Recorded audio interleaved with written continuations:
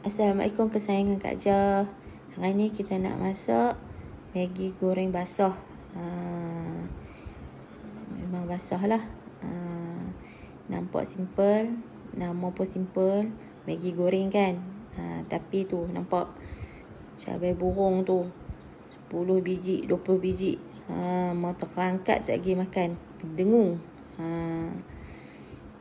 Ni kita tumbuk cabai burung kita dengan kita punya bawang besar. Dah tu kita panaskan kita punya belanga kuali, masukkan minyak. Dah panas minyak, kita masukkan kita punya bawang dengan cabai burung kita tadi tu. Goreng agak-agak separuh garing. Lepas tu kita masukkan cili bo. Rasa dia ni cili bo kita pakai. Kita tak pakai cili blender. Kita masak cili bo tu sampai garing, sampai pecah minyak. Dah garing pecah minyak, kita masukkan udang. Udang pun kita masak sampai ayam udang tu kering.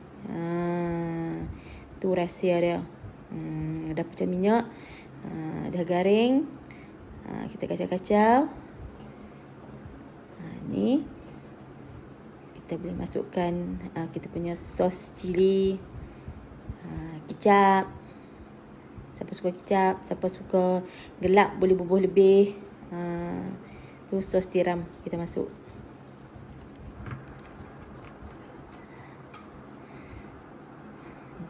Dah tu kita kacau-kacau lah bagi sebati dengan kita punya cabai kita tu.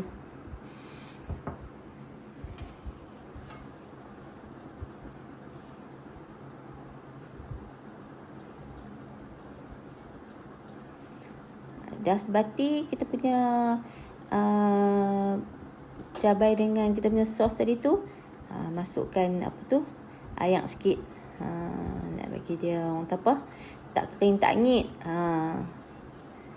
Lepas tu kita boleh masukkan orang kata apa, sos daripada paket Maggi kita tu. Jangan buang pula, bola. Jangan membazir. Masukkan.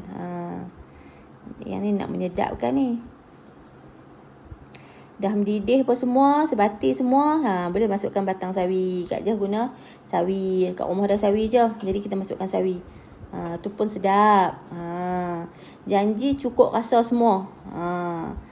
Ni kita masuk serbuk perasa. Batang sawi tu kita masuklah bagi empuk batang tu. Sekali lagi mak-mak kita nak makan, tok-tok kita nak makan, kesian nak gonyeh. Buat lekat sekejap lagi jenuh. So batang kita masak bagi lembut. Ni bagi ayam mendidih. Ini orang kata apa, kita buah ayam. Sebab kita nak basah kan, kita buah ayam. Dah tu mendidih ayam tu, kita masukkan Maggi kita. Kak Jah pakai 4 paket Maggi.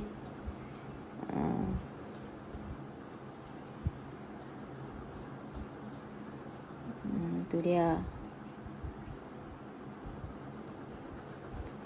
Dah agak kembang sikit Maggi kita tu, kita masukkanlah telur. Kak Jah pakai 3 biji telur. Masukkan telur.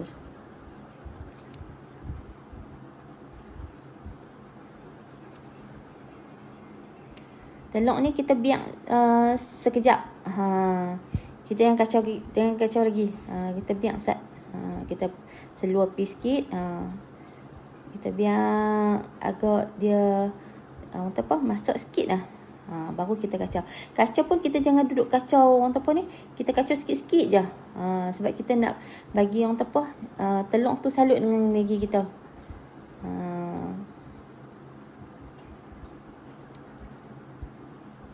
Kita tunggu bagi mendidih sikit. Then kita masukkan daun sawi kita. Tu kita kacau-kacau lah sampai daun sawi kita lembut. Nampak tak berpalutnya telur tu dengan Maggi tu. Yang ni lah. Menyedapkan kita punya Maggi kita tu. Tengok pun terlihat. Nampak terlihat tak? Lepas tu kita boleh masukkan toge. Siapa suka toge, masukkan toge. Kak Acah suka toge. So Kak Acah masukkan toge. Siapa suka kucai, boleh masukkan kucai. Tak ada masalah. Dan kita kacau-kacau. Dah siap. Okey, jom kita rasa. Bismillah. Jemput makan semua.